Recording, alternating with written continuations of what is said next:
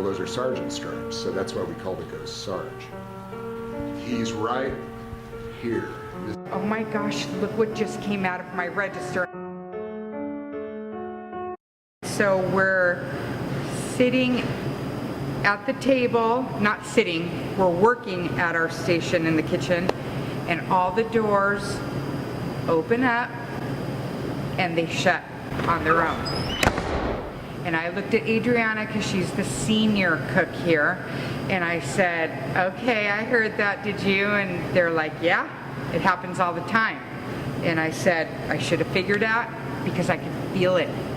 It kept happening over and over. And so then once I got comfortable, I just said, okay, I'm not gonna play the little ghost thing. I need to be a big girl and get in there and do my job. It was the last round of money, and I already been in the register 3 times, and Lena was getting ready to close up her register, and this little picture fell into her hand. And she's like, look what just came out of my register. And I'm like, what now, you know. You never believe anything till you see it. And it was just a picture of a guy back in the day, and I'm talking way back in the day. And we're thinking, maybe it's him. Maybe he's trying to show us that it's him. So it's little things that have happened here and there, but. And Miss Adriana's been here for like 17 years. So she's seen a lot, let's just say. A lot of noises in the classroom when nobody else is in there but us. Little things like in the Pirates Galley where the teachers eat. Just little things like that.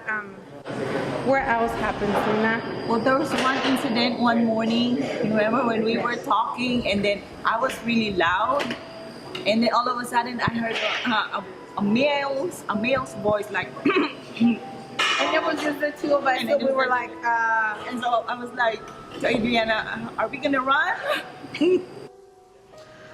So about 6 months ago, I brought a medium into the theater. I invited her in, and she was interested because we had talked about the ghosts, and she's kind of almost like a lightning rod for spirits, for spiritualism. Now this is her belief, so my beliefs are not important. But so she finally came, and she actually, as soon as she got out of the car out here in the parking lot, she said there was a spirit or a man standing out there by those trees looking like he was waiting for her. And he was dressed in a military uniform. And she knew it was not a live person. She knew it was a spirit. And so she immediately had felt like she was attracting this attention. So she actually will talk or through thoughts to these ghosts. So she was out there for a few minutes, and we were in here waiting for her. And then she came in here and she wouldn't come in. And so we came out and she goes, he's right here, in this spot. And so we're standing like you're standing there, and we're standing around what might be a ghost. And I said, well, how is it dressed? She goes, well, it's in a uniform, and he keeps doing this. And I said, so he has stripes on his uniform? She says, yes. And she said, it's some kind of a military insignia. And in the 3s, and I said, well, those are sergeant stripes. So that's why we call the ghost Sarge. Talked to her and said that he had been a soldier here when it was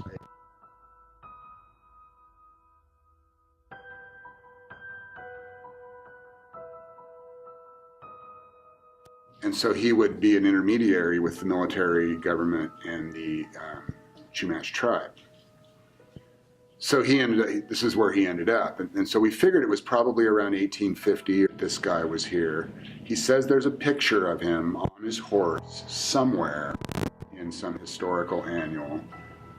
So we've been looking through things, and we're trying to find things, but to no luck.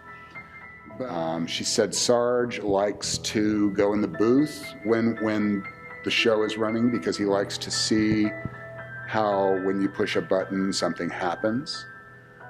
He said to her, he likes the way we move things around on stage, and he wishes he could tell me how to do things better. So he's got this character that she's relaying information to has a little bit of a sense of humor. But he also likes to be in the library.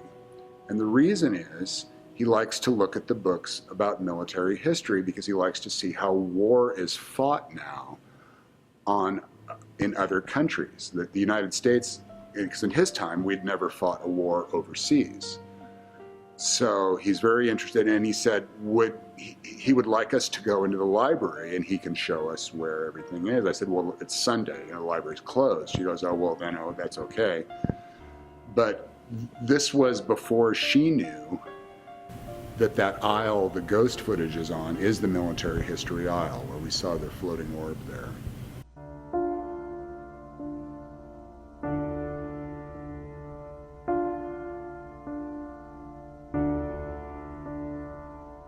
We mentioned the orbs over the cafeteria too, and she stopped me. She said, well, there's more than one ghost. Apparently out under this tree out here, and I'll show you.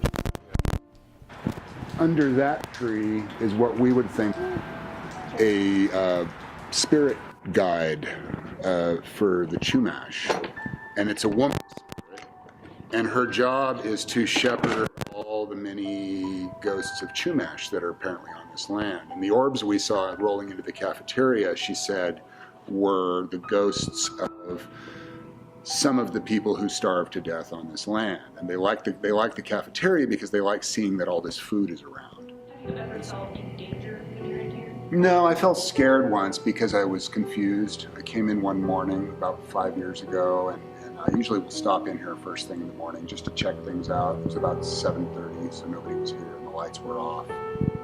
And the stage had just been struck, so it was clear. So it was like it was last year, but it was just wide open. You could see the back wall.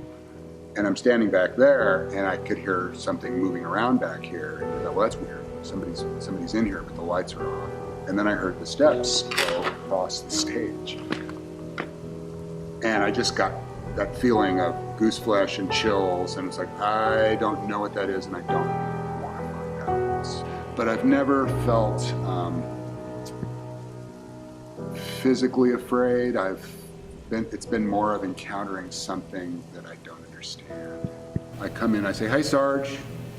I just say, "I'm coming into work." Sometimes I'll even say, I guess what amounts to a prayer. I'll say, go ahead and help me out if you can. But they don't want to be seen. They don't want to be a bother.